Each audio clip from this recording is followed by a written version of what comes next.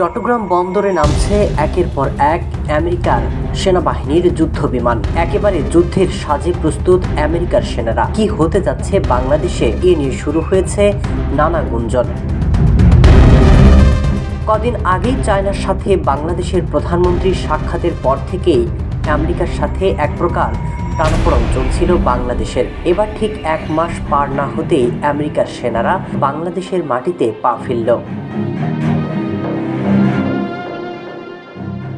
মূলত বঙ্গোপসাগর ঘিরে মহড়া শুরু করেছে বাংলাদেশ এবং আমেরিকার সেনারা। কয়েকদিন আগে বঙ্গোপসাগর ঘিরে সাবমেরিন সহ একাধিক যুদ্ধজাহাজ মোতায়েন করেছে ভারত। এবার সে সাগরে বাংলাদেশ সেনার সাথে যোগ দিল আমেরিকা। বাংলাদেশ সেনাবাহিনী এবং যুক্তরাষ্ট্রের প্যাসিফিক আর্মি কমান্ডের যৌথ অংশগ্রহণে টাইগার লাইটিং এবং প্যারা কমান্ডো অনুষ্ঠিত হয়।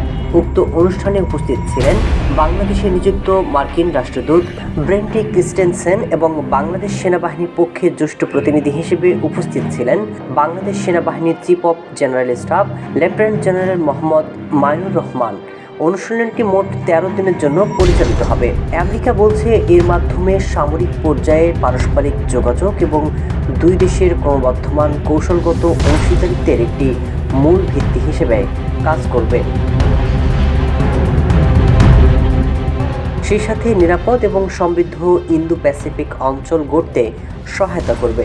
যদিও বাংলাদেশের মাটিতে আমেরিকার এমন তৎপরতা ভালো চোখে দেখছে না নয়াদিল্লি।